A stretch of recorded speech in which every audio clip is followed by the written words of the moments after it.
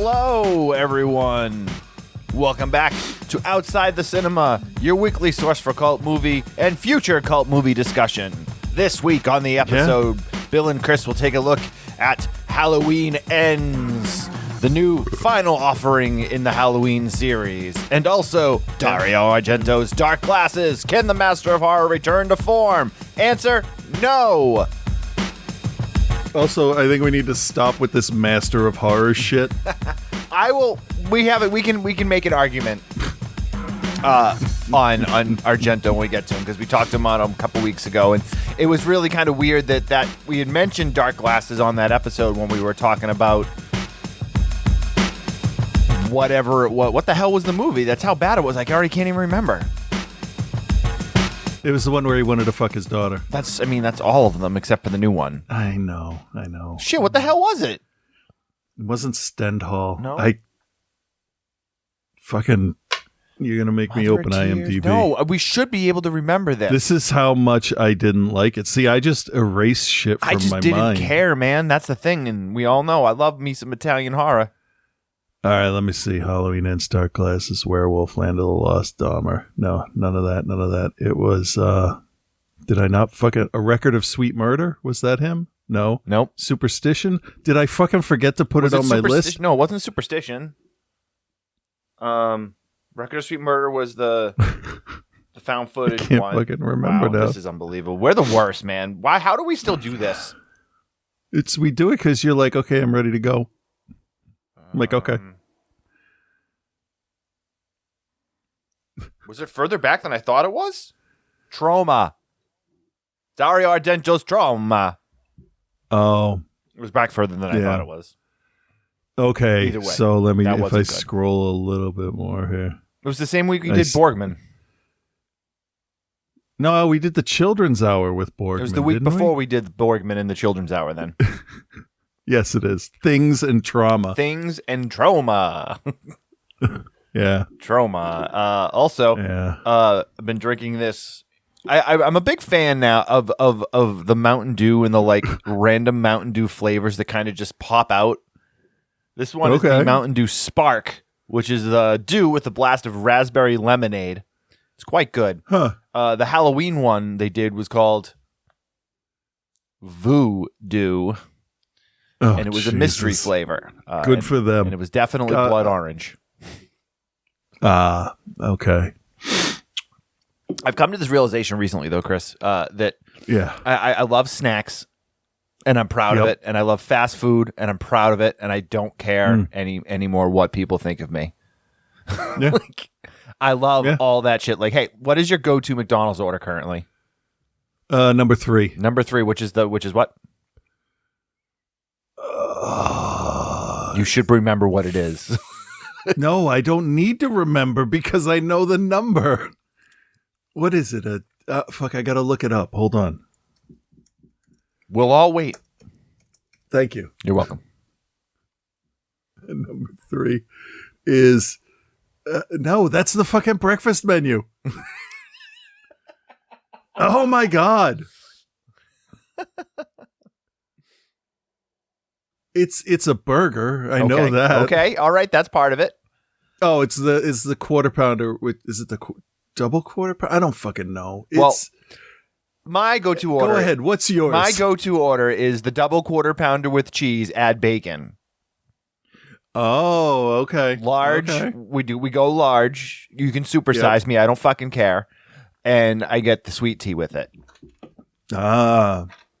And I don't care. Dude, I don't eat McDonald's a lot. Don't get me wrong. Like, I don't eat McDonald's a lot. But, like, you know what? Sometimes when you just, like, are real fucking lazy, you can order that shit up on Uber Eats and spend 3 times what it actually costs. It's fine. Oh, yeah. Yeah, I would basically get it at the 24-hour one when I was at GBH, when I would be coming home. And I'm like, I'm so tired. I don't want to make anything when I get home. Yeah, it was like the only thing open probably, too, right? It was. Yeah. It was. So then I would get a 20-piece nugget and split that with the dogs. And sometimes we'd get lucky and they'd throw an extra nugget in so each dog could then get 7. When I'm feeling really fancy, I go with the fillet of fish. I like a fillet of fish every now and then. Some of the McDonald's, dude, will do the double fillet of fish. Oh. You can order a double fillet of fish, and you get 2 pieces of fish in there. I get rid of that tartar sauce. Get the fucking tartar sauce out of here. Mayo and ketchup together. Boom. Oh, okay. So special sauce. Essentially, yeah. That's basically mayo chip. Special is sauce, what it's fondly called. Yeah. But yeah, I don't know. I was thinking about it the other day, and I'm just like, you know what, man, McDonald's. When you're hungry, it's all right. It's it's enough to sustain you to the next day. Yeah, especially since I coach so much baseball. Like, I wish that I could come home and like make dinner and be like, yeah, cool, but like. We'll go down to practice. We'll practice for an hour, and then we'll have like a 2-hour scrimmage, and then it's like 6:30, 7 o'clock, and I'm like, I'm not fucking cooking. Let's just order something, and we usually end up with McDonald's because it always comes quickly on Uber Eats. Like by the time I'm done taking my shower, like it's already here. Well, it is the fastest of the fast. Right, and there's one not that far, and I could drive there, and I will drive there sometimes, because honestly, food app orders, obviously, highly, highly robbing you in so many different ways. Yeah. But sometimes the convenience of just being able to not have, literally, you don't have to fucking talk to one single person. You customize your order exactly. I have less orders screwed up through Uber Eats and Grubhub. Than I have like when I go somewhere, and I'm just like, hey, bro. Okay. No pickles, no onions. You know what I always get? No lettuce too for you. I know. You know what I get? Extra pickles, double onions, and I'm like, that's not what I ordered. Opposite of what you were asking for. And there'll be like no ketchup on it. There'll be like one random thing missing. Like get double the stuff I don't want, and they take away 100% of the stuff I do want. There's a place down the street from us that does a bacon cheeseburger calzone. Oh, that sounds every time scrumptious. It is, but every time I order it, they seem to get confused when I say no ketchup and no lettuce because they put lettuce in it. Ugh. And in it? Let me tell you, in it, like no, lettuce is not a food that you cook. No, and neither is as far as I'm concerned ketchup. Condiments are not included in the cooking process. No, I don't like a ketchup glazed meatloaf. That's never been a favorite thing of mine. Okay, I have mixed it into the meatloaf. That's different. That's different. Like that's different because you can mix mustard and sour cream and all kinds of stuff into stuff. But like just as a condiment, like if I'm gonna put ketchup on something, I want to do it to the level that the food deserves. Right. Your ketchup shouldn't be coming at you hot. Right, it should heat definitely up not. When being placed upon top something, but like it shouldn't be coming at you hot. Right. Oddly enough, though, I'm okay with mustard being warm because it's I don't know. I would still prefer it to be. I would still prefer it to be cool, but I think I'm less on the side of mustard. But like mayo, mayo is coming in cold. Oh, absolutely. Mayo's got to come in cold. Yep. Barbecue sauce can come in hot. Oh, the only time you can do it is if you spread a thin layer of mayonnaise on a hot dog or a hamburger bun, and then you grill it a little bit. Oh, see, that's different. So it kind of crisps up. Well, that's when I make. You're using that as a medium to get to somewhere. You're not when I heating a glob of the topping. Right, exactly. When I make grilled cheese sandwiches, a lot of times I will coat the outside of the bread with mayo and then put it in the pan because it browns and crisps itself up better. Okay, I just use a shitload of butter because I don't care about my health. Well, I mean, I don't. We just talked about we each order a double quarter pounder with cheese. Yeah, as our McDonald's meal. Do I sound like I really care about my health? That's a good point. Well, you do to a certain point. I mean, it's fine. Eat what you enjoy, but don't kill yourself with it. Obviously, exactly. Yes, moderation. Also, get up and take a walk once in a while. That's all you got to do. All right. Fast food aside, because we don't want to talk about the movies. We're going to talk about Halloween candy now. I was like, well, I have to mention something here at the top because I think one of these movies we can talk about, but the other we're not going to get much out of. So this week on the show we are covering Halloween Ends, which is the final installment of the new. Was it Goyer? Is it Goyer that did it? No, not Goyer. Green's Halloween trilogy, and then Dario Argento's Dark Glasses, which is the first new Argento film in a number of years. Halloween Ends, you can see it in theaters currently. It's also streaming on Peacock. and Dark Glasses is streaming exclusively on Shudder. Yes. So I think we should probably start with Halloween Ends, right? Sure. All right. I do have a trailer here. I'm going to play it. Let's see what happens. Am I playing it? I don't even know. What is going on here? That was just straight up weird. What happened? I don't know. Like everything I checked before we went on the air and everything is working the way it's supposed to. Right. Until you need it to work. Yeah, right. It doesn't matter. It doesn't matter. Halloween Ends 2022, starring Jamie Lee Curtis, Andy Mahat. How do you say her last name? Matichik? Oh, I have no idea. She follows me on Instagram. Andy Matichik. Okay. James Jude Courtney, Rowan Campbell, Will Patton, Jesse C. Boyle, Michael Barbieri, Destiny Moore, and a number of others. Directed by David Gordon Green, based on the characters of John Carpenter, and then there's like 35 other fucking people that are attached to the screenwriting on this. Deborah Hill's name's there because she worked on the characters originally. Paul Brad Logan is credited as a writer. Chris Bernier is credited as a writer. Danny McBride is a writer, and David Gordon Green is also a writer. Right. Did they bring in every writer that came up with the kid takes over the killer's identity? Writers for like Friday the 13th and all that shit too? No, they probably because they deserve credit. They probably should have. So guys, you may remember, you may not. I don't know. When we talked, we didn't do a full review of it, but when Halloween Kills came out last year, we did make mention of it on the show. And in classic Bill fashion, I was just basically like, fuck this movie and fuck this series at this point. It is so far from what it was originally, brought out as, that it's just, it's laughable. Now, me being a really big fan, and I know you're not necessarily as big a fan as I am, of the original Halloween and the first 3 in the series, it's been really frustrating to see where the series has kind of gone and just how it's morphed into just ordinary run-of-the-mill horror movie fodder. Yeah, it's like Saw. You can use almost any slasher script and throw Myers into it. Yeah, it's really or like we did that. We talked a lot when we talked about Hellraiser about how so many of the series were just other movies with Cenobites dropped into it. Like, I feel like these Halloween movies, a lot of them are like that too. But 4 and 5 did the same thing. Yeah, it wasn't an original idea back when Saw was doing it either. So. No, 4 and 5 are interesting for their own little arc that they kind of go with. Part 6, that if you can get your hands on that director's or the producer's cut of it, is pretty good. Then there's Halloween Resurrection, which is the one with Busta Rhymes, which is garbage. Halloween H2O, listen, I know a lot of us thought it was good, but go back and revisit it now. It's essentially just Scream. Better than probably some of those other ones. At the time, it was probably good. Well, because we were coming off the Busta Rhymes fronted Halloween or whatever it was. That is how you make a good movie. You have them make new Coke beforehand. Right. And then we got the Rob Zombie 2 flicks, which I got a text message today from Eric from Bloody Good Horror. He's like, hey, man, I'm listening to you roast the monsters.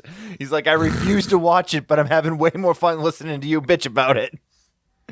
Yeah. I can't stand what Zombie's done for many, many years now. And I think what his version of Halloween is just is bad. I don't think it's good. I know there's people out there that love it. I just don't. I don't like it. What my thing with his is I don't like how he had to go in and give you the prequel stuff and explain where everything came from. Everything doesn't need an answer. I was gonna say I like Zombies Myers when he's a fully active adult and he is just anger and violence. I was cool with that. I'm like, okay, good. This is a level we haven't seen Myers at, in a long time. Like in the first 2, he was a brutal killer. And then it falls into comedy territory almost. And so the early family stuff aside, I I think he focused on the Myers character and how he was supposed to be, and the rest of it all was just kind of, we'll do this. But and then his sequel, he tried to make like an art film, but it just was so soulless and so forced that it didn't work. It didn't work. I give him credit for sincerely trying something different, even if he wasn't good at it. Doesn't mean I like it. That's fair. So that brings us to the rebooted trilogy. Halloween 2018, I think is what is when the first, I think it was 18, yeah. David Gordon Green one came out, which followed directly in the steps of the first two films. It was a direct continuation. Jamie Lee Curtis was finally back in the Laurie Strode role. They threw away any type of canon that was created with anything post 2, and even part of 2, I think they didn't really factor it in. It's really more so just off the first flick. No, that's not true. There's some little things that come in there, but okay. All the canon is thrown out for everything after the second flick. As it should be if you're trying to tell a nice If you're not completely restarting, there you go. Right, because you don't want to bring druids and cults into this stuff. It's just too much. So that Halloween, I thought, was decent. Yeah. It was decent. He was a force of nature. He was scary. He just walks around all silent. And as long as you live in Haddonfield, you're fucked. Yeah, essentially. Perfect. Yeah, essentially. Yeah. But then Halloween Kills came out in 2020.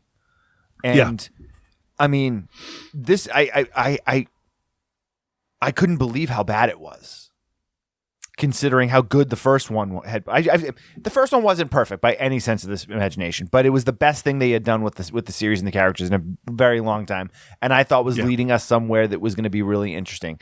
But then Halloween Kills had no fucking direction in it. I really felt like they were trying to go with more of a lighthearted Dream Warriors feel than what they actually achieved, because there was a bunch of comedy stuff in there, sort of, but I don't know, it just, the tone didn't work. You didn't even know who the main characters were. You kept that's exactly what I was going to get at. Okay, continue. It's Laurie, Michael, and Lindsay, and Allison, to Allison, more or less, and the characters I feel that should have really had a dog in this fight just didn't, and we focused on weird people and weird situations, and it just. It kind of felt like hey, I've always wanted to do this. And nobody said, but how does that serve the plot? You know what I mean? And so we get the couple in the original house, which, if it was even a slight horror comedy, might have been acceptable, but it was jarringly out of place. And then once you get into it with the two of them, it's over. And none of it matters anymore. Right. So that's how I feel about 2. And I agree with you almost to a T there. I got so frustrated because every time they bring a character in and they'd give you a little bit of story and you're like, all right, cool. This is our hero. This is where we're following. All of a sudden they kill that person off. And then they introduce another random person, whether it was, Anthony Michael Hall, the black couple, the friend that had been there, the kids, Laurie's daughter, Laurie's granddaughter. They spend the first 15 minutes telling the story of the police chief and his history, but then they just take that and throw that out the window. It was so frustrating. And it was like every time you start to be like, all right, cool, this is what, and that's, I mean, let's be honest, slasher films, you need to have that final girl or that final character to care about and drive it. Now, I'm assuming Laurie is supposed to still be that final girl, but you know what? She wasn't in the movie for 75% of the screen time. Yeah. So, with Halloween Ends, David Gordon Green and his crew attempt to remedy that. Jamie Lee Curtis is placed front and center in this film as your main character. We are given a number of other characters. We have Andy Michalek as Allison, the granddaughter, the survivor of Halloween Kills because Laurie's daughter was killed. We then also are introduced to Frank is still there, the police officer. There's some local police officers. We're introduced to another character named, what was the kid's name that accidentally killed the kid at the beginning? Was that Corey? That was Corey, right? Yeah. So the film opens Halloween 2019. Corey is helping babysit for some friends of the family that needed a babysitter last minute. The kid is a royal fucking prick and locks Corey in the attic, and then Corey kicks open the door, but the kid's standing behind the door, and he is launched over the railing, down 3 flights of stairs, neck first into the ground, and dies. Yeah, fuck that. Yeah. Because you know what? If I'm babysitting a kid and the kid has locked me into a room and it's almost time for the parents to come home, I'm just going to fucking wait there. Right. Because guess what? They'll see what their shitty little fucking kid did, and then I'm not at fault. Right. So also, this is such a thin premise to set this character up on. Agreed. Such bullshit. So we fast forward. It's 2 years later, 3 years later. Corey is now, he was a promising student who was going to be an engineer. He was going to go to engineering school, and now his life has essentially just been shit on because there was a big trial. He was found not guilty. He was found that he was an accident. For whatever reason, the parents seemed to try to the mother especially, blamed him and said that he did it on purpose, which again doesn't make any sense. No, she didn't see it happen. So it's opinion. Right. I mean, but why are we, here's the question. Here's the ultimate question. Why? Why are we focusing on this kid? This movie is about Laurie and Michael. Who the fuck are these people? Yeah. That's it. That's what I got. Yep. So his life has been completely disheveled. And, he's working at an auto body shop. He's no longer going to go to school and all of these things. We are reintroduced to Allison, the granddaughter of Laurie. She's still working as a nurse at the hospital. But Laurie Strode has now kind of come to grips with all the things that have happened to her life, her connection to Michael Myers. She's in the process of writing a book and is like, okay, all things considered, everything that's happened. Michael had disappeared, but it'd been a number of years since anyone had seen or heard from him. It was assumed that he was dead, but as we know in every horror movie, you can't make any assumptions on that. Right, yeah, because, evil dies tonight or, till we get tired. Or every night until the returns stop coming. So she's doing okay. Corey's getting picked on by some kids. He's an easy target. There's these asshole high school kids that want him to buy beer for him, and he's like, "Yeah, I'm sorry, no, I'm not going to do that." So obviously they need to harass him and attempt to like kick his ass and stuff because that's exactly. Yeah, but he's a fucking adult. Like, leave. You're an adult. What the fuck are you doing? Right. I don't get harassed by high school kids, not counting my own. I don't get harassed by high school kids. Right. Like, what the fuck? Just walk away. Hey, buy us beer? No, sorry. I came out of a concert once and a dude got up in my face and he's like, "Hey, you got a cigarette?" And I said, "No, I don't smoke anywhere." "Well, fuck you!" In my face. And I'm like, all right. And I just walked away. And I'm like, I hope he doesn't jump me or anything or stab me. So hey, Laurie, why are you in the hospital? I quit smoking. Man, I knew I should have just ruined my life. I picked the wrong day to stop sniffing glue. So Laurie runs into Corey at the gas station when he's being harassed by these kids. Oh my God, their names rhyme. What the fuck? Oh yeah, I wouldn't. Yeah. Sorry, go ahead. So all right, and he's now got he had cut his hand in the process because he broke a bottle in his hand. So she takes him to the hospital so that Alice can meet him and essentially tries to set the two of them up. Yeah. And then things just keep going. So like the two of them kind of start to get into each other, and they go to a Halloween party, and he runs into the mother of the child that died, and in what can only be like the most awkward. Like there's no way for that meeting to go well. But what I don't understand is how neither of them just chose to like walk away. Like why he didn't just like when she started going at him, he should have just left. Or I understand why the mother wouldn't. Right. But he's just like, she gets under his skin. She starts screaming and yelling at him and all that and all the stuff that you would expect. So he's basically now hurt. And then he gets all over Allison because he's like, where were you? And she's like, what are you talking about? I was there. And she's like, why'd you bring me here? And he like goes storming out of there because that's how real life works. Runs into the same kids again. They're pissed at him because him and Lori had slashed the tires on the car.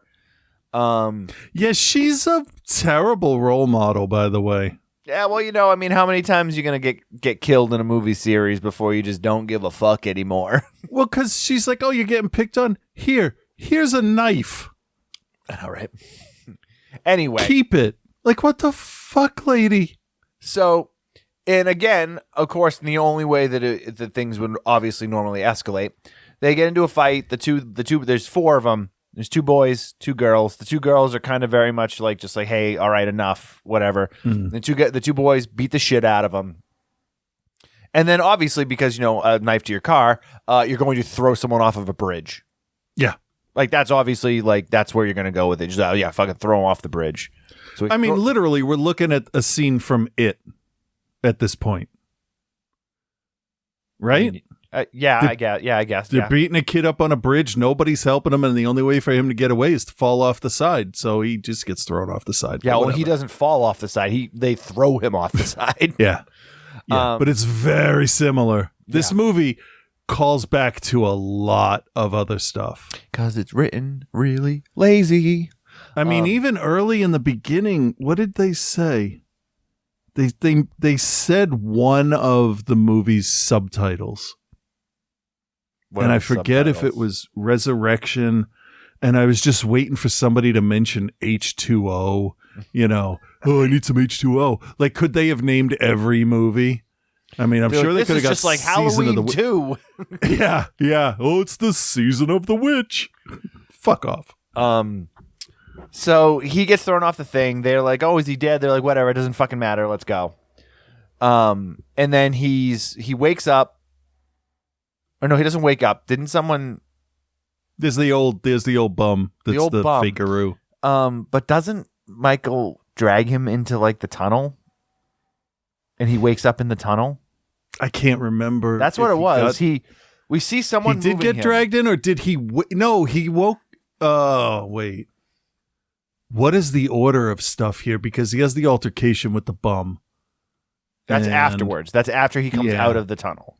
Okay. I think if I'm remembering correctly, someone drags him into the tunnel and he wakes up in the tunnel and he's like all freaked out. And there's that scene where he's looking around and Michael Myers is behind him and he grabs him by the throat, but he lets him go.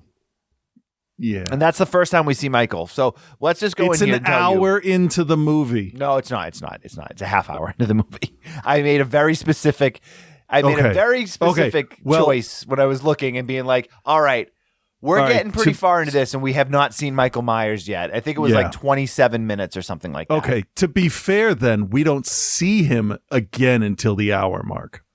Because I remember saying to the kids, I'm like, hey, you think this Michael Myers is real, or do you think he's hallucinating? And he's just going to like take over as the new Michael Myers, because that's what this fucking stupid movie's going to do. And at that point, I'm like, I can't even be sure if he really encountered him or not. Right. So that was the big annoying part for me, is that like, it's like he came across a ghost, which I know is what they were trying to do. But why are you trying to set up another serial killer in your movie about a serial killer? Mm-hmm. Like, Jeffrey Dahmer's not about the BTK killer. It's just... Yeah. And we're not going to go through everything because it's brand new. We don't... And honestly, it's not worth going through it point by point. But yeah, I don't really understand why this is the direction they decided to go with it. For the last one. For the final one, right? Yep.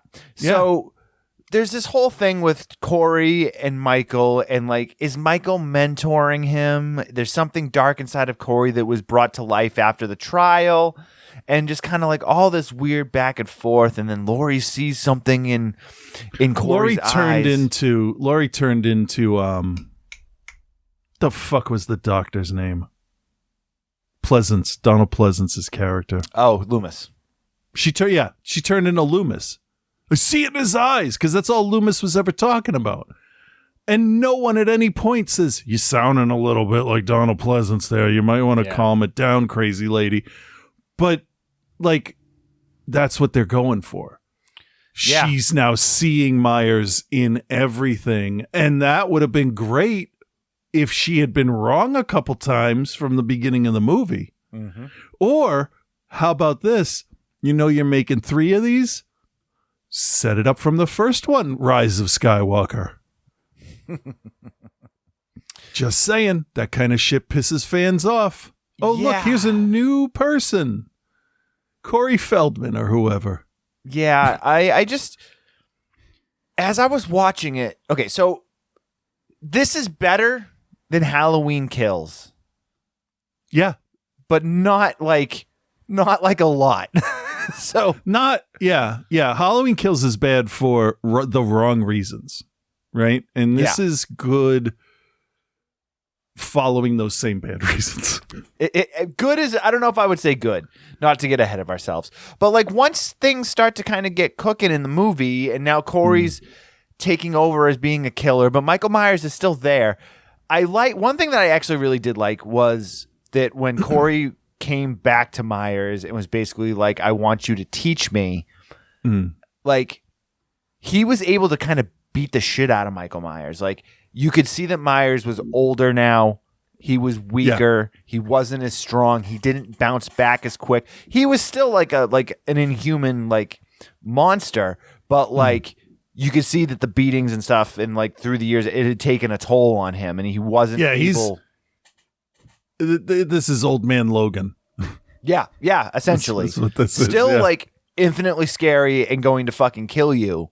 Yeah, because like, he still was. Even as a senior citizen, because that's what he is. Oh my God. So we're reviewing a movie about a geriatric serial killer from the 70s. I know, right? Weird. There was just a lot of weird decisions made in this, man. Yeah. The love story angle between him and Allison. And I like the Allison character and how like she doesn't really know her place anymore in Haddonfield, and she's questioning, should she be there? Should she stay? Should she go? She has a very tumultuous relationship with the grandmother, Laurie. Laurie just thinks she's doing the best for her, but like there's like a lot of like uncertainties, and her and Corey are like, maybe we should. And then like Corey's like almost got the Two-Face thing where like he's like, yeah, I love you and I need you and we should go and we should get out of here, but I'm gonna go murder all these random people first. Like at first when he went after the people that like had wronged him, I was like, okay, acceptable within the bounds of this world. Okay. Yeah, sure. Okay. But like then the guy that ran the radio station, which first and foremost, can we stop making movies that have DJs that are on the air literally all of the fucking time?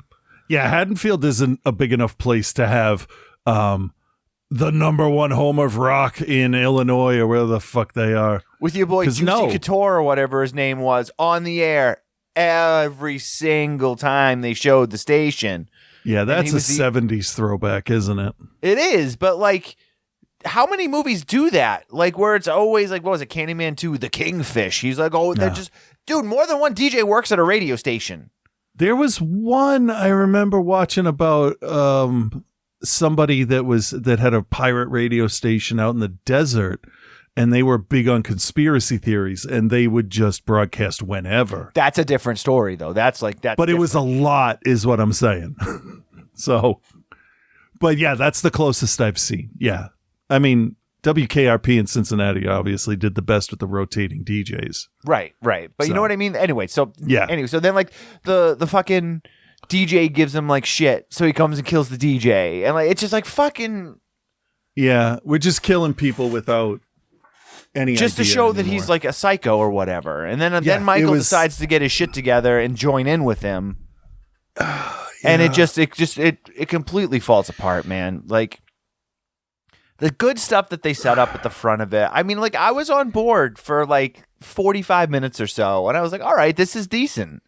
Yeah. And then it just like it felt like they were like, we need to have this out. We were gonna rewrite the second half of the script. We don't really have any details. Let's just go with what we have, and we'll kind of ad lib it on the run. Yeah, that's what it felt like to me. Like they didn't finish writing the script, and they just kind of threw the ending together. Because like if this is really supposed to be the ending of Halloween and the ending of Michael Myers, and let's be honest, there'll be another film in a few years. Somebody else will start a new trilogy or whatever. Hopefully, they'll just start it from scratch. That would be great. I honestly wish they would just let it die. Just let it go. Just let it go. Yeah, you're not gonna. I mean, you can't. What else? What other story are you going to tell with this that's going to be of any interest? Yeah, because he's not supernatural, so you can't really even expand out that. And far. When they tried to make him supernatural elements in this, like the dead zone thing they had going between him when his hand touched him or whatever. Like, what the fuck was that? There was no explanation of it. It was like fucking Chucky. It was like Chucky, where like he was able to like move his soul into him, or you know what I mean? Yeah. Yeah. No. I mean, I'm all for show don't tell, but sometimes you got to tell. You got to explain it. That's what exposition is for. Sometimes you just have to. Right? Mm-hmm. So, yeah. I will say that I thought Jamie Lee Curtis did a really good job in this. I thought her character ending, I think, was good.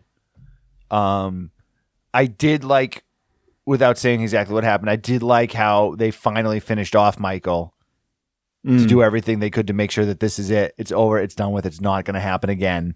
Right. It's about as definitive an ending without getting ghosts and all that bullshit together that you could possibly do, which I thought was pretty good. Yeah. Reboot not counting, notwithstanding. Nightmare on Elm Street also did it really well. The New Nightmare, I think, was the perfect end. And this one, the Laurie and Michael aspect of the story, perfect ending. I loved it. Yeah. They actually worked in one of my greatest like nightmare fears into the end of this, like the last gore scene. Yeah. And that was definitive. There's your answer. You know? So that part was all good, but I didn't really give a shit about watching a fake Jason Voorhees run around.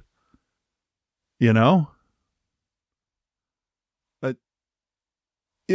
least lay this character in the first movie or the second. I would even have been okay if it was if he was introduced, you know, halfway through the second movie, because then there's some history. We just get it all right here with this first one, with this third one, and it's like, you're doing this now. Why couldn't Myers be out there and this other kid be out there for, you know, 1.5 movies killing people, and then you don't know who's actually killing people? Yeah, it's. I don't know. I'm just throwing shit off the top of my head here. So, I'm. There was no mystery to it. Not that there is in a lot of them. But. And I think when we talked about the monsters last week, and we talked about like the cult of Rob Zombie and how there's Rob Zombie like super fans that are just gonna be apologists to whoever, you know, to whatever he does. And I feel like the Halloween series and the character of Michael Myers is kind of in that same boat, where like, I didn't really look at any IMDb reviews, but I'm willing to bet you it's going to be like 50-50. There's going to be like 10 of 10s and then 1 of 10s. And there's not going to be a lot in the middle. I've seen from people that we both interact with, I have seen both sides of it. And honestly, I can see both opinions. but only one lines up with mine. But you know, Right. if you like it, I am not going to say a goddamn thing about it because it's a well-made movie. And if that's your favorite dude out there, dude is what I tried to say. If that's your favorite guy, That's your favorite guy, dude. I'm not going to stop you. You know, great. You have something you like. It just didn't feel like they planned out an ending. They did for Myers. But But not the rest for the of it. 2 hours around that, like this would have been a nice hour and 40 minute tight story. It would have been great, but wasn't it like just over 2 hours? Yeah. Can we And also that- get away? It was actually, I think, an hour and 57 is what I think it was. Okay. Can we get away And from that's long why we movies have again, this too, kid. please? Yeah. So, all right, well. All right, Chris, do you recommend, and what is your grade for Halloween Ends? I mean, it's supposed to be the last one. That's what I'm going with. I'm not going to pay attention to reboots and stuff unless I'm forced to. So for the last one, I think you get a nice, satisfying ending to Laurie and Michael's story. So in that respect, I will recommend it.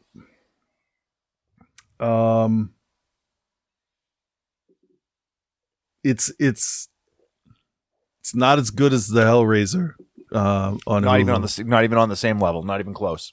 No. I would say that this Halloween trilogy falls under like that Chainsaw remake with Arlie Ermy.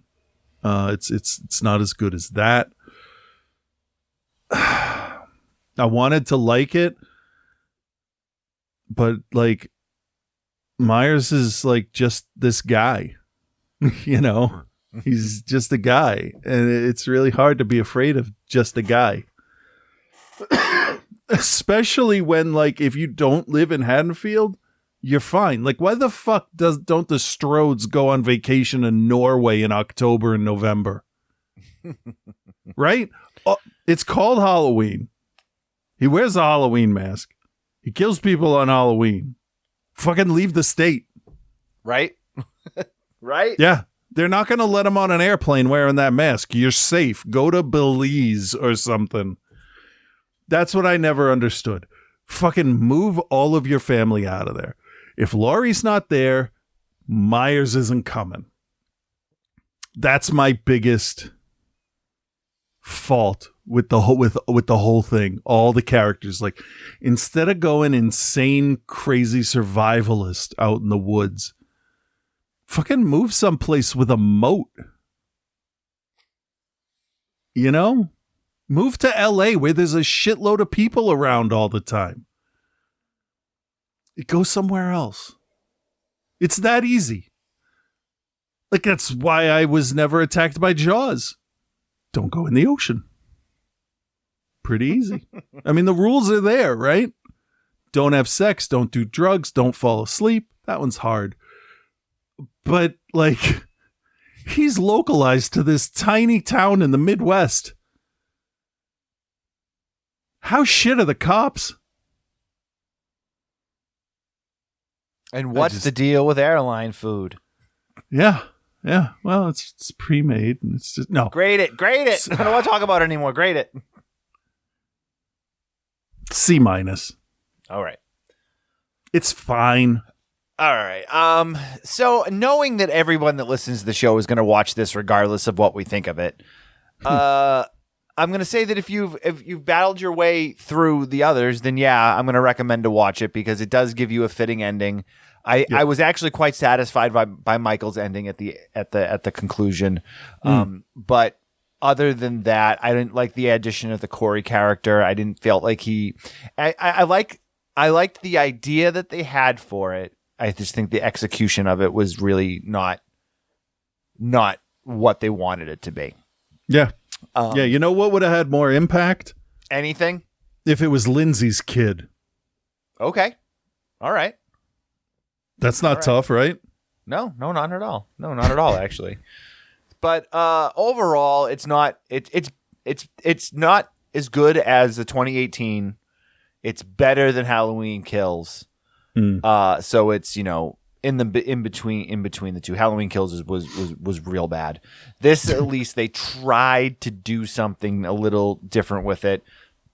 I think they failed pretty hard with it, but there's some parts that were fine. There was a couple kills that I thought were decent. The part where he kills the DJ I thought was pretty good, because like you've got the sound of the record skipping as he's smashing his face off the thing. I thought that was cool. But I mean, overall, it just doesn't really offer you anything. It's kind of convoluted in the way it's presented, but they also don't give you any real information. Like the idea that they're going to spend all this time on this Corey character, but you're not going to tell us what Michael's been doing for the last 4 years. Living in that storm drain, bothering that bum. Just like hanging out in there, wearing the mask, just like chilling. Like, you know what I mean? Like, you got to give me a little something. Like they talk about, there hasn't been, we haven't seen or heard of Myers in a number of years. So we're all now finally kind of moving on. Whatever. I think a C- is a very fair grade for this. Borderline D+. If you're a real hardcore fan of the series, you're probably going to like it more than someone that's not really invested in the Michael Myers character. The original Halloween is one of my favorite horror movies. I still really enjoy it. I really like the second one. Yeah. And I think Season of the Witch, for a completely different, direction, is actually quite good too. Do you remember when everyone used to hate Season of the Witch, and then all of a sudden, like everyone was like, "Oh, actually, Halloween 3 is pretty fucking sick." That's because people watched it at that point, right? Yeah. So there you have it. That's Halloween Ends, available to watch on Peacock. It's also playing in theaters. I really like the releasing it in theaters and on a streaming service on the same day. I'm a big fan of that. Yeah, I remember back when James Cameron was going to make Spider-Man, and they were going to release it on HBO and in the theater at the same time. And theaters went nuts and were like, "Fuck you, we won't play it." Blah blah blah. Now theaters are like, please give us something, anything to keep us in business. Yeah, I like that though. There was I read in an article, I don't know, some director that was going fucking ape shit about how they can't keep doing this. You can't keep trying to prop up your fragile. He was like, you can't keep propping up your struggling streaming services by taking away. I think giving people the option is great. They just need to figure out a better way to compensate everyone involved. What struggling streaming services are they talking about? Because they're all doing pretty good, I think. I don't know. The only thing is finding a better way to compensate the talent and the directors and the crew and everyone that's involved, because it used to be a lot of them make their money because they get points on the box office. And yes, if you were releasing it separately, you're not going to get the box office pay that you would have. And since there's none of that stuff is really, but then that also just goes down to writing the proper contracts. Yeah, but I mean, Halloween made $40 million. Yeah, but I watched it at home. The people wanted it to make $100 million, though. That's the thing. Like, Halloween would never make $100 million. No, I wouldn't have gone to see it in the theater anyway. No. So, I wouldn't have. All right, that's Halloween Ends. All right, here we go. 2022. Dario Argento has brought us a new flick. It is called Dark Glasses. Oceanali Nere. It is starring Iliana Pastorelli and, of course, Asia Argento. Let's try to play a trailer again and see what happens. Yeah! Era salita in camera di un nostro cliente. Prima di lei ci sono state 3 vittime. Tutte prostitute. Che cosa si ricorda? Ha detto che è stata inseguita in macchina.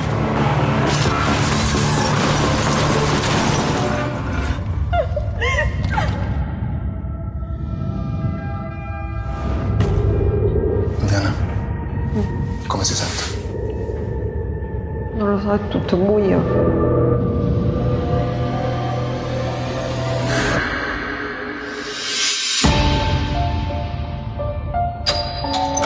La riabilitazione ti renderà autonoma. E cosa vedi?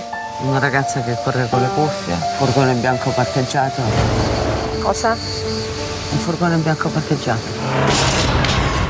L'unico sopravvissuto è il bambino di 10 anni che si trova in un istituto d'accoglienza. Posso aiutarti? È il furgone bianco! Hanno ammazzato 2 poliziotti davanti a casa tua.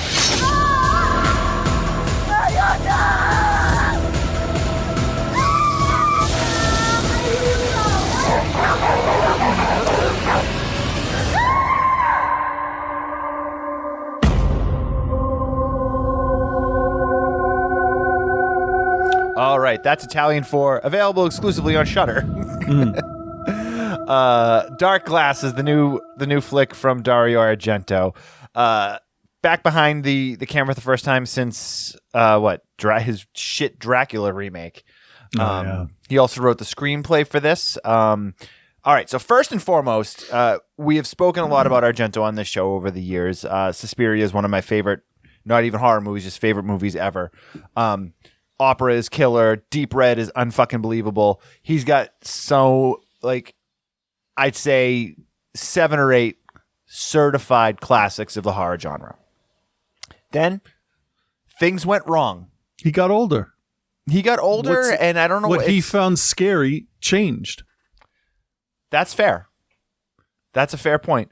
That's why movies don't scare us anymore. But this That's is why the existential horror scares us now. So we said earlier, can we stop with the master? I do believe Dario Argento to be a master of the genre, because once great master. Once great master, yes.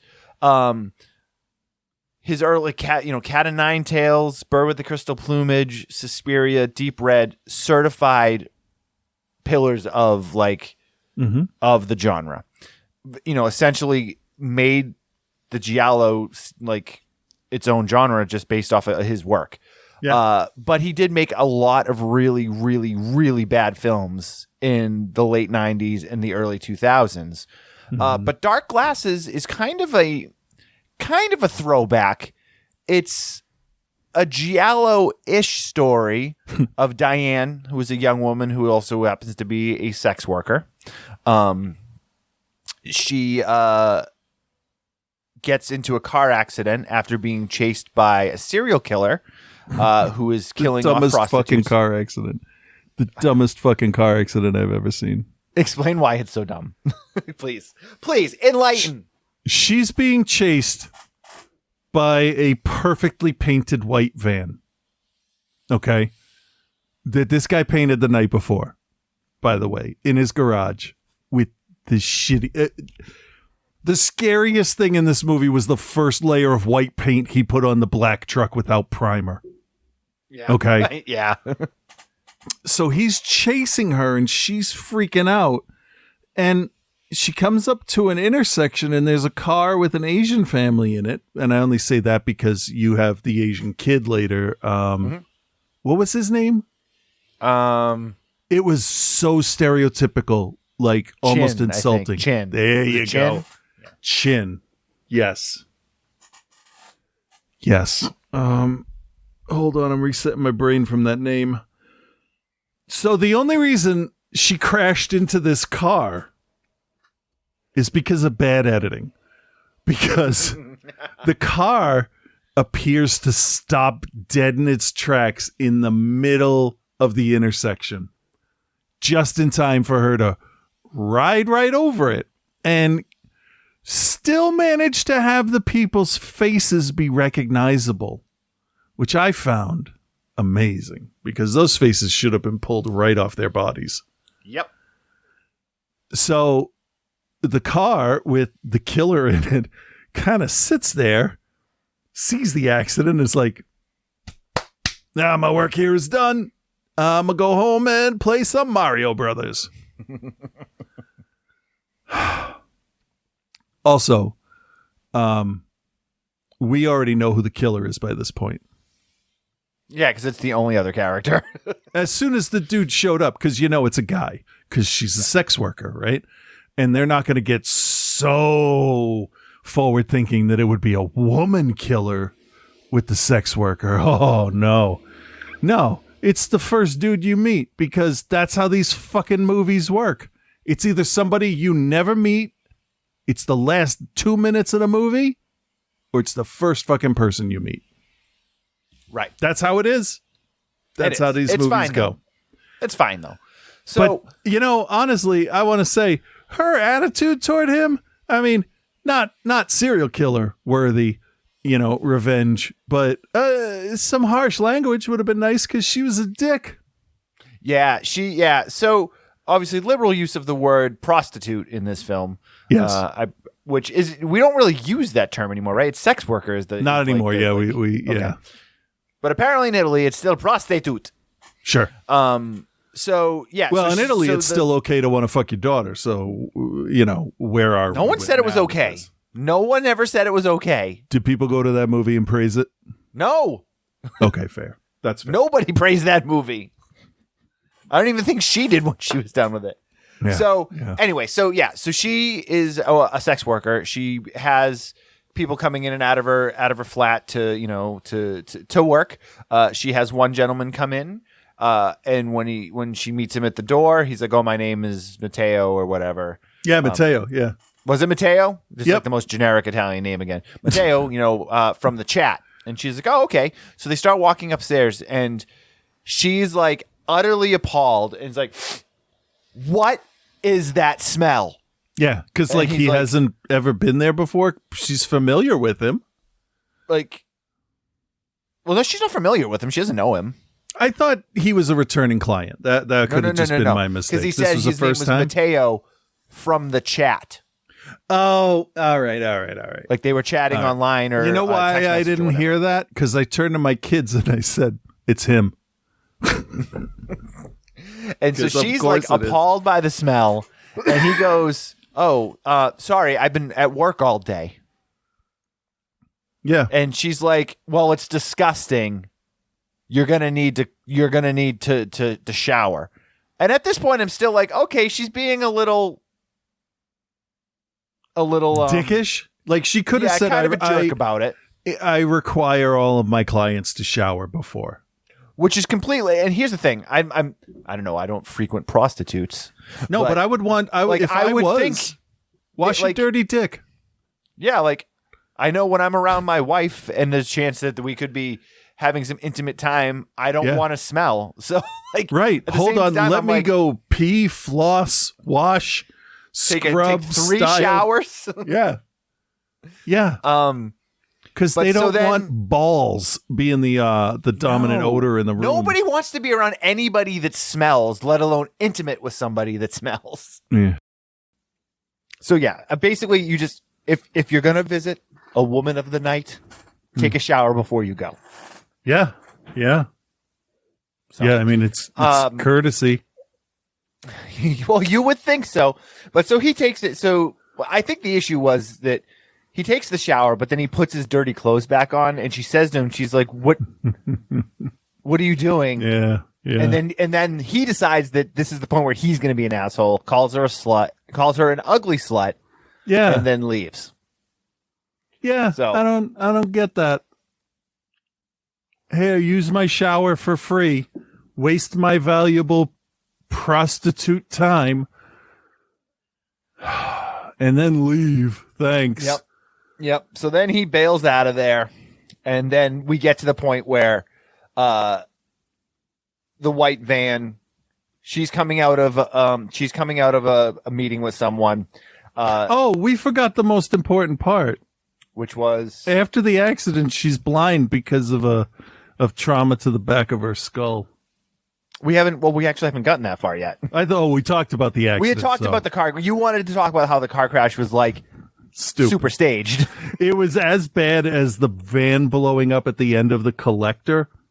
Now, yeah. If you go back and look at that van blowing up, the entire platform that model is set on visibly shakes. It's awesome. I actually do not give that movie any minuses because of that, because for a second I thought it was real. So good for them. Hope either way. Yeah, and it's funny. So we've seen now the guy murder another prostitute. We know that he's killed a couple of people. The movie starts with a prostitute murder. Yeah, and we know that he drives a van. At first, it's a black van, and then, as you said earlier on, he paints the van white in the most unrealistic way possible. But hey, what are you gonna do? It's Italy. I know. Yeah. things are different there, man. You can't judge. I know. So she's coming out of a meeting with someone and she feels like someone is following her. So she gets into her car and then he starts chasing her in the white van. That's when the accident is caused. And as you said, she has now lost her sight because of trauma to the back of her head. They don't know if she's ever going to regain her sight, but at this point she's now blind and cannot. It's possible she could if this hematoma or whatever it is she has back there clears up. Yeah. So she is now forced to live her life in darkness. Henceforth, the dark glasses that give us the title of the film. Yeah. And I thought it was interesting that she felt like she needed to put the glasses on. But if she can't see, like that's the thing with like when you see blind people wearing dark glasses, they wear them because it makes everybody else uncomfortable. Exactly, because they're not looking in the proper direction most of the time because their eyes don't work. So it's not like you're looking at someone when they're speaking. Right, the eyes doesn't matter. They don't have to look anywhere. Like, just watch Ray Charles play the piano or Stevie Wonder, and you'll see that they're just feeling the music. Whatever their body's doing is just like Joe Cocker singing like a weirdo. It's just, that's what happens when you're really into the music. Right. So we learn that the father in the other car was killed instantly. The mother is in a coma, and the young son Chin is in a group home. Yeah. So Diana goes. She's released from the hospital. Asia Argento plays. Her name is Rita, but she's basically the person that's assigned to help her acclimate to living without sight. Like teach her, different things. Yep. Give her a phone. That's. I want to say this might have been the best acting I've seen her do. I like Asia Argento so much more. Me too. Yeah. When she's what? Yeah, I agree with you. Go ahead. When she's not the focal point of your movie. I knew that's what you were going to say. Yeah. Yeah. When she's like Billy Eichner. Cast. Yeah, she's really she's a Billy Eichner. Like, a little goes a long way. Right. Because she doesn't really have a whole lot to do in this, and it works perfectly.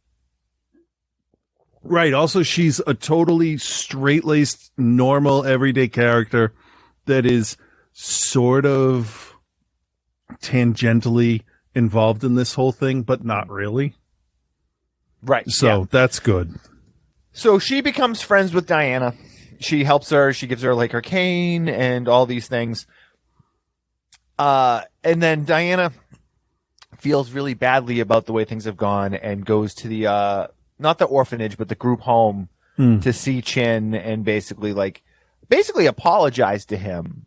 Yeah. And give him a gift and be like, hey, listen, this, she takes upon herself like it's her fault. It's not her fault, obviously, but, and he kind of like rails back at her. And then the other kids she gives him a gift and he's kind of just like, fuck you. I don't want your gift. Yeah. Don't throw that Switch on the ground, dude. Don't do that. I know. So he throws his Nintendo Switch that she gives him on the ground. And then one of the other kids is like, sweet, mine. Now I'm going to play Mario Brothers. Yep. And then Chin's like, no, I want it back. It's mine. And the kid is very much just like, we just watched you throw it on the ground and say that you didn't want it. So I picked it up and took it. He all but went, the fuck, dude? Pretty much. They get in like a little said. fight, and Diana comes back and basically yells at the kids. And then she got pretty far away before she went back. She did, yeah. So she then leaves, and then Chin ends up coming home with her. Yeah. Well, he ran away, right? Is that not what it was? Yeah, and you can't keep track of all your kids. Come on. I don't know. So he ends up staying with her. But now, her and Rita have become friends. There's a point where Rita and her are outside on a bench. And she's like, tell me what you see. And she's like, oh, there's a person running. There's a white van over there. And she's like, wait, there's a white van over there? Yeah. And then she's like, oh, shit, this guy's following me still. Right. Which I'm okay with. Like, it's an overreaction, but given her situation, that's fine. I get it. Exactly. Yeah. So needless to say, this movie is not... It must be terrifying knowing you can't see it and everybody else can. So it's a lot like It Follows, where the killer could be coming right at you and you have no idea. Well, I was going to say a lot of the music in this was reminiscent of It Follows too. I am glad you said that because, yeah, absolutely. Very reminiscent. I thought that I liked the score actually quite a bit. It wasn't so much that it was like, oh, they're ripping it off, but you can definitely tell it was. But it's like, why is this familiar? It just doesn't have the wow kind of right. And it was cleaner sounding. It was more, dare I say, Italian sounding. I don't know what that was. I don't know. That was the scariest thing about this movie, I thought, though, was the idea that, like, she is just, getting adjusted to this new life, and there's somebody or something out there watching her, and she doesn't know if it's there, if it's not there, if she's alone, if it's someone's with her. So, like, I thought that was a pretty effective presentation in the way they kind of presented that. And then even with the young boy staying with her, like, it all kind of worked. It all kind of worked. And, what Argento did with this that was really smart, first and foremost, was he kept this short. This is only about an hour and 25 minutes long. And even less than that when you take out the credits at the end, maybe about an hour 20. 'Cause he doesn't weigh this story down with anything that it doesn't need. We don't get convoluted backstory for the killer. We don't get convoluted backstory for her. We don't get convoluted backstory on anything. It's just all presented as it's happening. And I actually appreciated that because some of his other films that aren't hitting on the things is because he's just trying to explain too much stuff at one time with, not enough interesting facts to come along with it. He kept very bare bones. Yeah, that's my number one complaint about Giallo and Italian film Polizia. All of that is I'm fine with if you want to have like a Pulp Fiction style thing, make sure it all comes together at the end. A lot of times that's the issue I have is like you're introduced to all these other characters and people, and 1 out of 12 will play into the end of the movie. And it's like, what's the point? Like, is this just Halloween Ends again? What's going on? And that's my biggest thing. It's like, I think when you do like, say, a Knives Out, you introduce your characters and then you can introduce other characters, but they shouldn't factor into the murder case, like as a suspect, in Knives Out, you have the people that were in the house and the family, and that's it. And that's great because you learn who they all are. But in some Italian movies, like sometimes somebody is being hunted by a serial killer, and in the middle of the movie, they'll go on vacation, which is fascinating to me. It used to piss me off, but I guess if you want to get away, that's decent. But that's a good way to get away. But you're going to go back. You should just move. But then there wouldn't be a movie, as my wife is so fond of telling me. Hey, I'm right there with you, man. So, needless to say, this killer is still stalking her. The police are looking for him. They can't seem to find him. It's so nondescript. I know the police in this are terrible. But so there's a point where the police show up at her house, looking for the young boy. And I actually really, really liked this interaction where it's a male and a female police officer or detectives. And they're like, listen, have you seen him? And she's like, no, I don't know what you're talking about. And they're like, hey, listen, if this kid ran away and you're harboring him, like you're going to be in trouble for it. And she's like, listen, he's not here. I don't know what you're talking about. And then the male police officer like forces his way into her house and like she loses it and is like, what the fuck are you doing? And then the female police officer is like, yo, what the fuck are you doing? Yeah. And she's just like, you can't just go in there. And she's like, we'll come back with a warrant later. And she's like, yeah, we'll come back with a warrant. You can see whatever the hell you want. Right. Cause she has the dog upstairs, which she has a German Shepherd now. Yeah. So she's got the seeing eye dog, which she calls down and the dog attacks the police officer. Right. Cause it's to protect her as well. So yes. Beautiful German Shepherd dog too. Beautiful dog. Yeah. So they're like, all right, well, we'll come back later with a warrant. And so now she's like, hey, listen, Chin, we got to get out of here. The police are looking for us. Right. And he's like, well, we can go to my house. Nobody's going to be there. And she's like, all right, sounds great. Let's go. So they go off to the apartment, and then the police do come back, but the serial killer there is already there and manages to kill the 2 police officers, and then take one of their phones and use it to find out where she is, because Chin then calls the phone number of the police officer and gives away where they are, because he feels bad because he doesn't want Diana to get in trouble for him running away. So he calls thinking he's talking to the police officer, but it's actually the killer. And so then he shows up. Yeah. And things kind of play out from there. There's a couple of really great scenes towards the end, where they're like coming through the woods, and the killer's chasing them, and and she can't see. And again, remember, she's blind. She can't see. She's being led by like a 7-year-old child. Yeah. The scene where they go into the water, there's like a little like a creek or a river or a stream or something. And they're like, oh, we'll go into the water, and, he won't be able to follow us that way. But they go, as we know, he relies on smell and not sight. Right. But so they go into the water, and they get a little ways upriver, and they step into a snake nest. Yeah. It was ridiculous. Yeah. Yeah. But also kind of effective at the same time. Sadly, yes. And I'm assuming these snakes were not poisonous, because at no point did they each got bit like a bunch of times. And like, it's sea snakes that are like really, really poisonous, right? I don't know. I think it's like sea snakes that, like, if you get bit by a sea snake, you're like, you better fucking hope to God you're going to, like, there's a hospital like right there.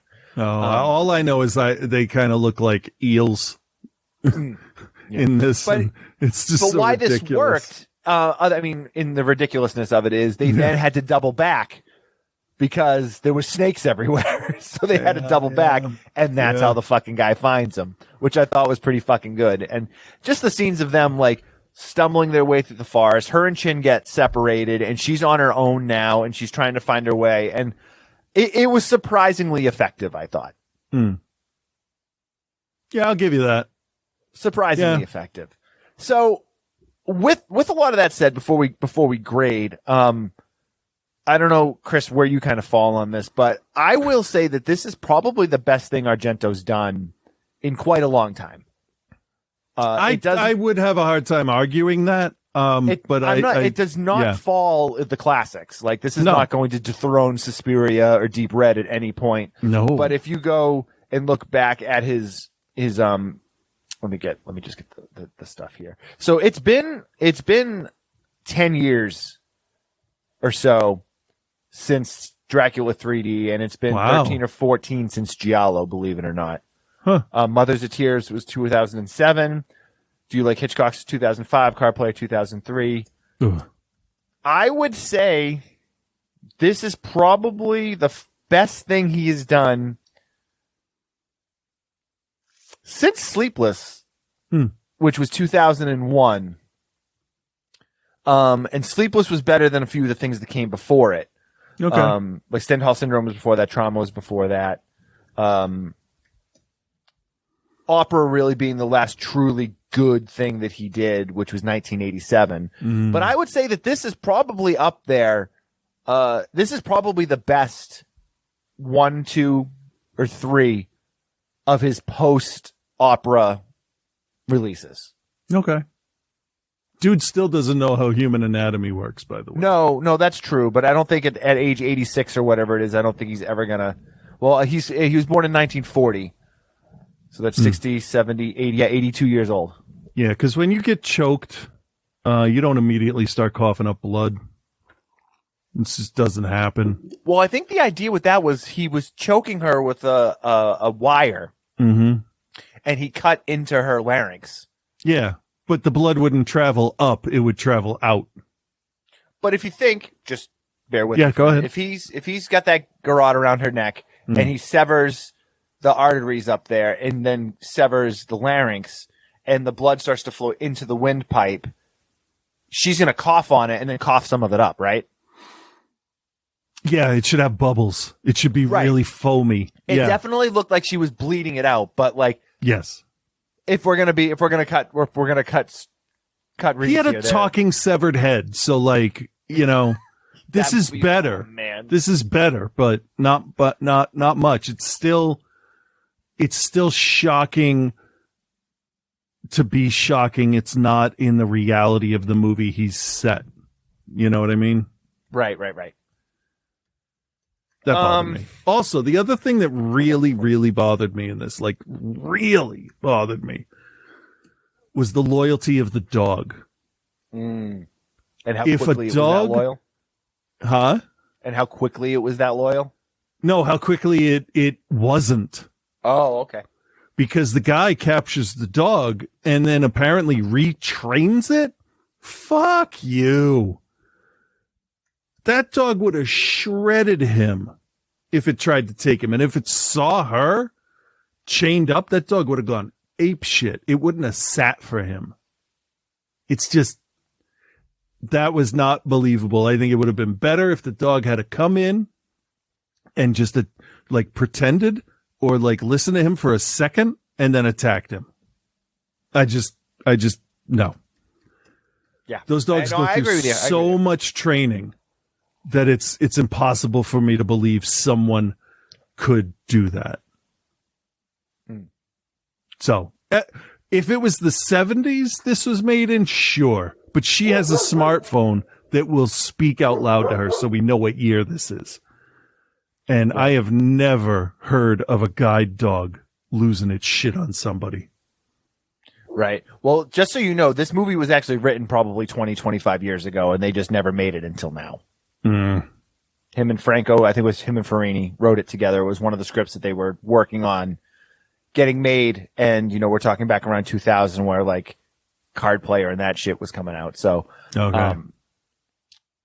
this is, I guess we can grade. All right, Chris, do you recommend, what is your grade for Occhiali Nere, Dark Glasses? There were some parts of this that were okay. However, you know who the killer is the first time you see him. I felt like the kid's name was just racist for some reason. Well, still calling them prostitutes, so. Yeah. It's old man syndrome. Yeah. I'm not a fan of it. Sometimes I will get excited for stuff that directors do, directors that I like. Sometimes I will. A lot of times though, not really. No, make a good movie. Make a good movie. Show me you made a good movie, and then we're good. Everybody winds down at the end of their careers. Mm-hmm. He started in the 90s. But everybody does. Everybody has a Craven had his misses and Romero had a couple of hits. That's just how it works. And I think a great example of that is someone like Ridley Scott, who used to really make good movies, but then he started writing them. And he's not good at that. Right. Right. So, well, I think it's interesting too, especially for the Italian directors that came from the 70s. I know we say every time we talk about Argento or Sergio Martino, we always talk about Lucio Fulci, and he's another one that is put up on this pedestal. But like, if you really look at his filmography, there is way more bad things than there is good things. Yeah. So I think Argento had a much steadier run than a lot of the other Italian directors. But the fall off, for his mid 2000s, output, whether it be Giallo or, his version of Dracula. Those are arguably some of the worst horror movies from that time period. Like straight up, like you're watching it and you're just like, this is, there's nothing I can get out of this, Yeah. even that's how I talk, felt about this. Yeah. like we talked a lot last week, obviously, about Rob Zombie. We had mentioned it earlier when we talked about Halloween and like apologists and stuff. Like I would consider myself an Argento apologist, but I can still say how bad that stuff is. So, yeah. I'm sorry. Did you grade it yet? No. I was going to say, as far as like the Rob Zombie stuff goes, like I'll like certain things, but I don't think I've liked an album he's put out since Hellbilly 2. And that's probably what, 15 years ago now? That's a long time. Yeah. I haven't liked, there was the one with Rat in the title. He is the one where we're all fucking on UFOs. And it's like, all right, I get it. You're embracing sleaze and that's working for you. And I have no problem with that. I'm just not along for the ride anymore. And that's cool. Mm-hmm. And that's fine. I think it's absolutely fine to walk away from something if it just doesn't line up with what you think. And maybe I would have liked all of the Italian directors more if I if I don't know, if I saw them earlier, maybe. If I wasn't force feeding you them at age like 40, 45 or whatever it was when we started watching them. Real quick, and then I'll give my grade. There's this whole big thing about Shudder. Oh, we're going to do a blind whatever surprise thing, or whatever they called it. And I turn it on and I'm looking and I'm like, oh, this looks like crap. Okay, what is this?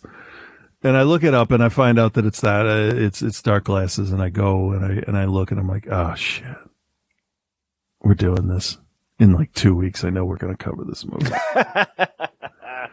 I'm just going to stop. And I stopped watching because I'm like, if I have to watch this, I'll watch it when I have to. Because I saw the part with her and Chin arguing in the woods, and I'm like, fucking dead on. There you go. No, this rate's about as high as Halloween Ends for me. So I'm just gonna go a little bit lower because this guy should know better. D+. D+. Okay. I definitely enjoyed it more than you did, and I knew when I watched it, I'm like, you knew when you picked it. Yeah, I'm like, Chris isn't going to completely hate this, but it's not something he's going to be like super psyched about. Yeah. Now, as like a big fan of Italian horror, I actually thought that there was some stuff in this that he did that was pseudo Argento-esque. Some of the cinematography I thought looked good. The look of Diana looked good. I mean, he made sure that she wore like super red lipstick, and like she stuck out and popped out like a lot of like the characters from his earlier films. That's true. And it pretty much kind of ends there though, unfortunately. But it is significantly better than like Trauma, The Card Player, Stendhal Syndrome. Like it's much better than those movies. Stendhal was painful to watch. Yeah. This at no point was painful because he kept it short. Yeah. He didn't overdo anything. He didn't start trying to overload you with information or character arcs or any of that bullshit. It has a good score. It's shot pretty well. It's definitely on the cheap. There was a few shots in this where I was like, I think that shot on a GoPro. Yeah. Which, hey, you can mix GoPro footage in. I'm not going to hate on it, but like, you can tell, like, be prepared to be like, hey, somebody's going to call out the fact that you guys used a GoPro on this shot. They did it. They called it out on The Hobbit during that river barrel run. People definitely noticed that. Yeah, you got to.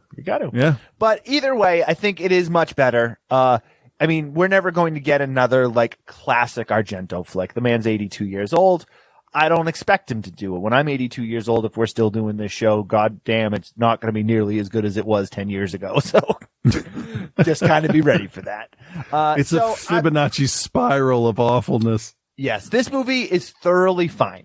Yeah. Thoroughly fine. I'm going to give it a straight C with a bit of apologist attached to that I am a big Argento fan of his classics. And it was nice to see something that was better than what he's done for many years now. But again, don't think that this is you're gonna turn this on and you're like, yes, fucking new Argento, bro. Like, put it on and be like, all right, not the worst thing I've ever seen. No, it's definitely not the worst thing you will have ever seen. No, not even close. No. Did you like it more than Halloween though? It's really more just a personal. Nah, see, Halloween is more of like a like you know the characters, so you can just ease right into it and be like, I know what's going on. He's trying to kill her. She's trying to kill him. They live in Haddonfield. We're good. It's like that's more of like a comfort sequel. This is new situation, new people, new things. So it's a different comparison. Okay, that makes sense. I think. That makes sense. But no, I enjoyed Halloween more. If we're gonna, that's fair. If we're gonna that say is that. fair. I did not. I made fun of it too because I was actually yelling at the TV, making fun of it. So there was that. So. Speaking of yelling at the TV and making fun of things, yeah, Joe is starting the the Child's Play series. Let's see what he thought of part 1. I can't imagine it holds up well. Well, hello, Bill. Hello, Chris, and hello, OTC Nation. It's your boy Joe here, and I do not have a witty rejoinder this week because, Bill made me start the Child's Play series. Starting with, are you ready for this? Child's Play. Full disclosure, I have not seen a Chucky movie since I took my younger cousin to see Seed of Chucky in the theater, and that movie killed any and all interest I had in the subsequent films. I've heard that Curse of Chucky and Cult of Chucky are good, but if Bill hadn't set me down this path, I probably would have just stuck with the mildly condescending attitude of, hey, I'm glad you like it. Even before then, I saw only, I think, the first couple, and my memory is telling me that I think I found them just okay, but they also kind of came out when I was like in my early teens, so they probably just weren't nearly violent enough for me at that time. I don't know. That's fair. Still, it's been like 20-ish years since I've seen any of these, so let's hope that time and a softening attitude in my middle age makes the next, 8 weeks a little more, hey, these movies were pretty great for their time, versus, I don't know, a lot of these film series that are bad kind of blend into a shitty chop suey of boring and uninspired. I'm looking at you, Leprechaun movies. But I rarely have anything better to do on a Sunday morning, so fuck it. It's not like Bill is making me watch like Hallmark made-for-TV movies, so I guess it's all about perspective here. I would never do that. One thing I loved about the idea of this film was the inspiration from the My Buddy line of nearly life-sized dolls for boys and girls in the mid-'80s, but also how this movie essentially killed that toy line. Like, to be fair, the toys were creepy as fuck to begin with, so they were already walking a pretty thin line. Like, we all already had the thought of what if one of these things became sentient. Yeah. Don Mancini just did the work for us in fleshing the story out, and probably cost some people their jobs at the other company in the same time. Dope. I think the real story here is one that we see all the time, but it never gets focused on. It's the story of how in the fuck can a single mom afford a pretty damn nice apartment in Chicago while working the jewelry counter at a department store. Right. That's how it used Chucky to be. starts stalking up with a knife. Yeah. Hold on, sir. Ma'am, is this place rent controlled or something? Chucky has a phone cord and he's holding it like a garrote and he's going to choke you. Yeah. 1 minute, notable character actor Brad Dourif. So you don't deal crack on the side to pay for all of this? What the fuck? It's 1990 But seriously, or whatever. Brad Dourif is a serial killer, the Lakeshore Strangler.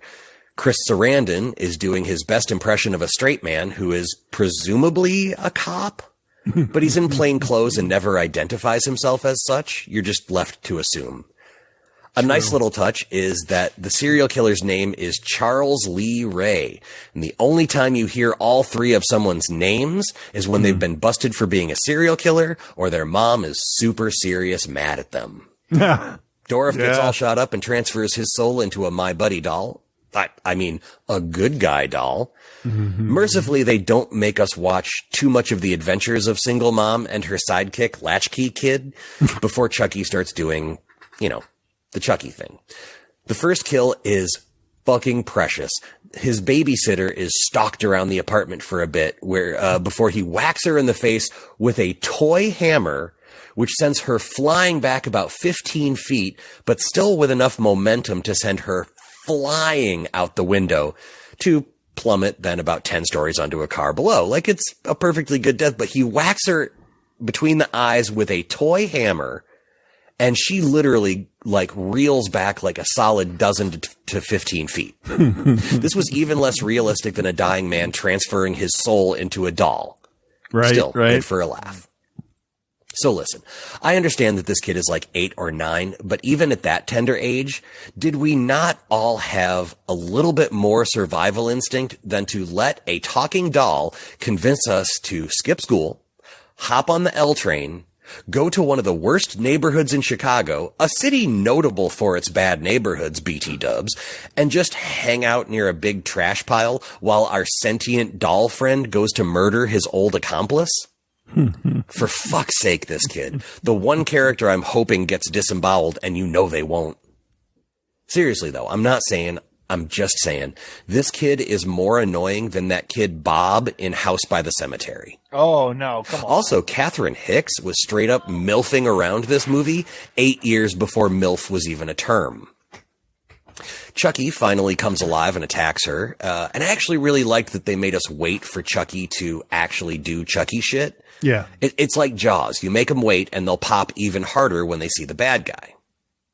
Mercifully, they take the kid away because they think he's crazy, so the rest of the movie is pretty much just Catherine Hicks either trying to convince Chris Sarandon that he's straight, that Chucky is alive, or fighting with what I'm guessing is a child in a costume with a really good animatronic head. Chris Sarandon gets attacked in his car by Chucky in what was actually a really good scene, made funnier during the part where Chucky is under his seat and Chris Sarandon is trying to keep the car under control while also trying not to get stabbed in the taint. Relatable, it's probably really hard to negotiate Lower Wacker Drive in Chicago in an 85 Crown Vic going like 65 miles an hour and trying not to get a blade up into your grundle. Your fleshy fun patch. Your bridge to Teraboodia. Oh. Well, the most horrific thing in the movie just happened. Andy is locked in a room in the hospital, and Chucky is coming after him. And this kid is wearing jeans that are so acid washed, you'd think they came out of my esophagus at 2 a.m. after I ate a bunch of tomatoes. Jesus. And on top of that, he's wearing a bright red and white vertical striped shirt over a somehow even brighter mustard yellow full turtleneck. I'm just saying, the real monster of this film was the wardrobe department. They're gonna, they cat and mouse around the third act since Chucky found out that the longer he spends in the doll, the more flesh and blood he becomes, yada yada. Chucky goes to see his old voodoo pal, who tells him that he can only transfer his soul into the first human body he revealed himself to, blah, blah, blah, blah, blue. I know in later movies that Chucky kind of straddles the line and becomes a quasi-anti-hero, but we're in the OG. And if Chucky is hunting down the one thing that was bad about the movie, that little boy, I'm already rooting for him like I used to root for the Detroit Lions before I regained my self-respect. Yeah. Chucky almost wins the day, but gets set on fire for his troubles. Mind you, he's completely ablaze, running around screaming, and somehow doesn't set the rest of the apartment on fire. He finally gets all shot up, and they drag it out like anyone gives a fuck at this point. Here's the thing. The good, Brad Dourif. Yeah. And also the practical effects. They were pretty good here. The bad, that fucking kid. And that's it. Child's Play has all the 80s horror stuff you like. I don't normally hang my hat on nostalgia, but this movie really, really hit that part of my brain. Like between the cars, the clothes, the style of horror that they were presenting. It was all very late 80s, and maybe I was just in the right mood, but it hit me just right. So Child's Play is going to get a straight B, borderline B+. I'll be back next week with Child's Play 2. Until then, be good, everyone. All right. I definitely remember the first couple being pretty enjoyable. Yeah. I don't remember much past the third one and then Bride of Chucky. I think I stopped after 2. Was the third one the military school? I think so, yeah. All right, then I stopped with the kid from the Cosby 3. Show, right? It was the I kid think from the so, Cosby yeah. Show. I'm curious actually to hear Joe's thoughts on some of these, because Yeah. I never saw Cult of Chucky. I don't think I watched Cult of Chucky. I didn't watch Seed of Chucky. So yeah, I'm looking forward to actually hearing some of it. So, all right, guys, Reverend Scott is back. Since we're done with Final Destination, I don't know what he's going to do with his time, but I'm sure we're going to find out. And right now, Sherry is associated with B movie stars. No, she's associated with Rob Zombie stars. So, like, she's not getting that right, but they level also, of experience. Right, but they also weren't in just Rob Zombie movies. Yeah, no, that's fair. So either way, I think I remember reading somewhere that's a choice she's made. And hey, if that's the choice you made, great. She's still in movies and I'm not. So, well, you were in Survival of the Film Freaks. Well, no, I am. You were in the award-winning Survival of the Film Freaks. I am. But I'm not in crappy remakes of stuff. Not yet. I haven't gotten that far.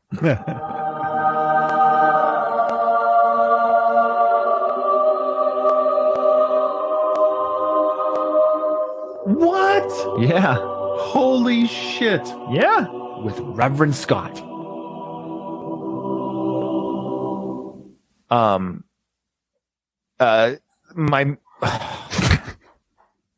fucking hated this movie.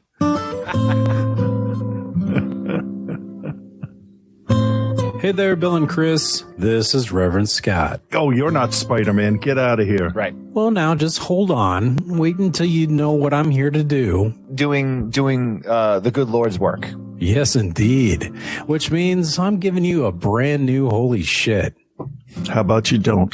Oh, please. Look into my eyes. You can trust me. This is going to be a good episode. Like, no, I don't believe you. You look like you're having a really bad episode right now. Actually, you're right. I am. But we're going to keep on keeping on and talk about 4 movies today, but only one that I actually watched. Fuck you, no. Well, it's too late because this is pre-recorded and it already happened. All right, then. Starting with 2 weeks ago, you covered A Record of Sweet Murder and Superstition. And I'm not going to lie, I barely remember these 2 movies. Jesus, man. Come on. Well, I was busy moving to a new house last week, so all those days are kind of a blur. All I really recall is that you now hate Howard. So, Howard, you done fucked up, dude. Or he knew exactly what he was doing. Maybe. So now it's time to give out some grades, regardless if I remember them or not, because Lord knows remembering movies isn't necessary when judging your reviews. So A Record of Sweet Murder gets a D-, but the review gets a B+. Excellent. And Superstition gets a D+, and your review gets a B. How's that sound? I'm going to agree with you because I don't remember.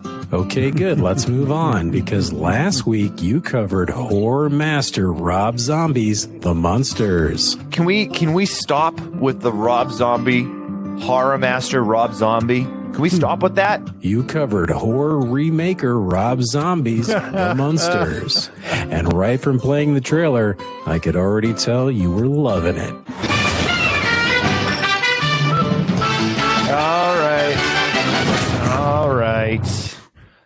Rob, I do enjoy the theme. Yeah, the original theme from the original show. Fucking classic. Well, Bill, how about you tell us a little about horror retreader master Rob Zombie's The Munsters? For a guy that loves the Munsters so much and worships them, I'm not sure if he ever watched one of the episodes. Okay, but did you like it? It's the best. It's the best. That's not bad. It's the best, man. I'm glad you loved it, but I won't be watching it myself. I give it a D-, and I give the review a B+. So that just leaves one movie left from your boy Hulu, and that, of course, is Hellraiser. Let's listen to a trailer. And then, to show you. Yeah. Hi, guys. Come with us. We'll show you the box. You open the box. We came. Yep. Yeah, there we go. Sorry if any of that was a spoiler. Oh, I thought we could lead up to that. Oh, okay. Well, give a little tease. A little tease. So obviously after that trailer, I was pretty hyped for this flick already. But it's an even bigger deal for Bill, because movies like this are the only thing keeping him from abandoning his devotion to spooky season altogether. With nothing to look forward to, it doesn't, like, I don't care. Like, I don't care. So first of all, let's talk about the good things. one of them being something Bill said right at the start. This is a whole new version of Hellraiser. And honestly, the way that it's presented, you can look at it really any way that you want to. They don't box it in any way, shape, or form. Box it in. Hey, die. Yes, I appreciate this movie lives in the Hellraiser universe, but doesn't discredit, disavow, ruin, or ignore anything else that came before it. This is a well-made film, it looks amazing, and the acting was well done. The gore was handled very well and wasn't too sparse, and the makeup effects, oh brother, I haven't seen practical effects done this well since maybe The Void. Especially that one Cenobite that splits its own hands and forearms in half, and all of them have skin that's arranged like demonic clothing. They move slowly and methodically, and with the exception of the very strange voice trailer that I played, the voice of the priest, aka Pinhead, was exactly what I wanted to hear. I also appreciated that Pinhead was just following the rules, trying to finish what was started. She was like, you need to get me bodies for the box, bro, and I'll give you a prize when you're finished. Know that I'm not the bad guy.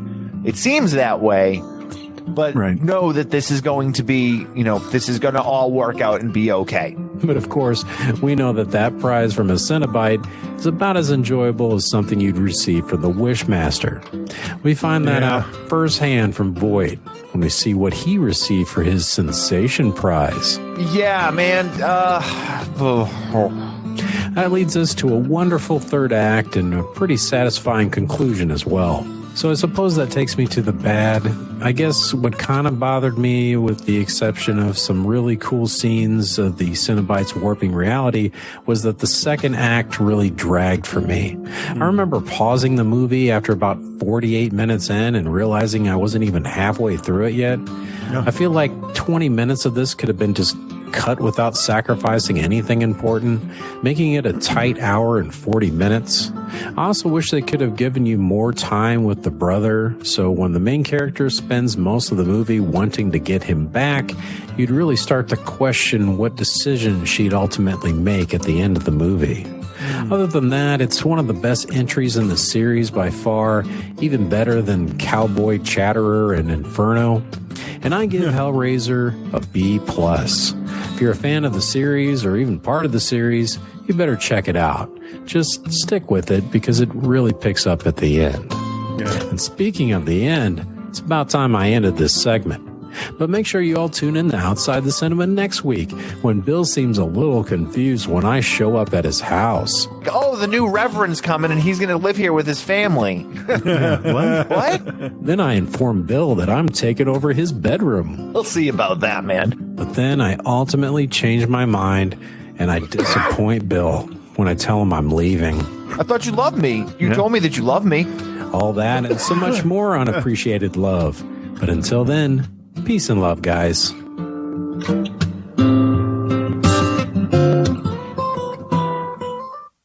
Outside the Cinema. Just a lot of complaining, just inept planning. Doing the good Lord's work. Well, all right then. Yeah. All right, so next week on the show, we're going to do the new VHS movie, VHS 99. When's that out? Which comes out, it's, I think, the 20th. So it's, I think, was it Friday? Oh, okay. Okay, good. Do that. And then a lot of people told me to check out Deadstream, which is also available on Shudder. So the horror comedy, right? Yeah. So I've heard a lot of good things about that. So we'll bang those two out next week. So VHS 9, so all Shudder show next week. Okay. Cool. So thank you guys for joining us very much. As always, you can follow us on social media at OTC Bill and at OTC Industries and at Cthulhu. Join our Facebook group. Facebook, just go to groups and search Outside the Cinema and you'll be there. Yeah, it's that easy. It is that easy. Everyone have themselves a good week, and we'll talk to you soon. Yeah, bye.